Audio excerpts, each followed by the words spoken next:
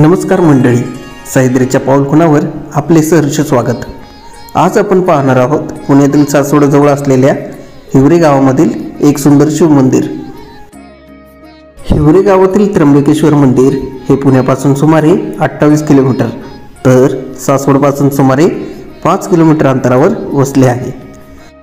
त्र्यंबकेश्वर मंदिर हे पेशव्यांचे मुत्सद्दी सरदार सखाराम बापू बोकील यांनी बांधले। चरणावती नदी आणि खापऱ्याचा ओढा यांच्या संगमावर वसलेल्या या मंदिरासमोर पेशवेकालीन बंधारा आहे। दगडी बांधकामातील हा बंधारा आजही सुस्थितीत आहे।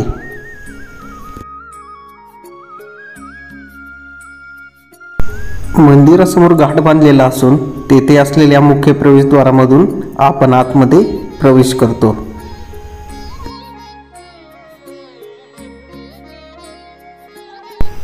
आतमध्ये प्रवेश केल्यानंतर आपल्याला नंदी दिसतो। नंदीच्या शेजारी मारुतीचे छोटे देऊळ आहे। मारुतीच्या देवळाच्या समोर आणि नंदी मंडपाच्या डाव्या बाजूस महादेवाचे छोटे देऊळ आहे। मंदिरामध्ये प्रवेश करताना आपण नंदीचे दर्शन घेतो। नंदीवरील कलाकुसर आपले लक्ष वेधून घेते। सभा मंडपाच्या प्रवेशद्वारामधून आपण मंडपामध्ये प्रवेश करतो। येथे डाव्या बाजूला श्री गणेशाची मूर्ती स्थापन केली आहे तर उजव्या बाजूला श्री विष्णूची मूर्ती स्थापन केली आहे। सभा मंडप अतिशय भव्य असून छत घुमटाकार आहे आणि हवा खेळती राहण्यासाठी झरोके आहेत। गर्भगृहाच्या प्रवेशद्वारावरील नक्षीकाम पाहून मन थक्क होते।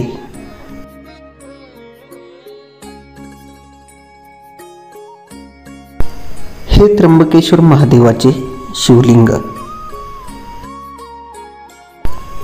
शिवलिंगाच्या मागेच पार्वती मातेची मूर्ती आहे।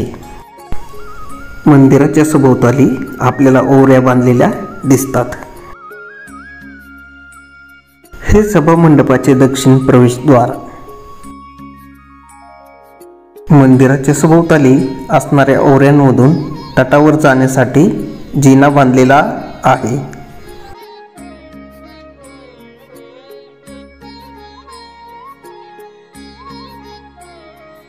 मंदिराच्या संरक्षणासाठी हा तट बांधण्यात आलेला आहे। मंदिराच्या आवारामध्ये अजून एक महादेवाचे शिवलिंग स्थापित केलेले असून मागे तुळशी वृंदावन आहे।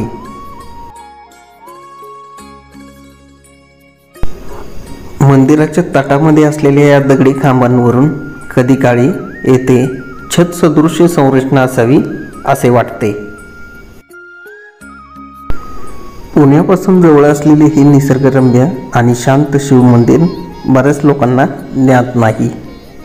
तुम्हाला जर हा व्हिडिओ आवडला असेल तर लाईक, शेअर आणि सबस्क्राईब करा आणि आपल्या प्रतिक्रिया कमेंट बॉक्समध्ये नोंदवायला विसरू नका। धन्यवाद।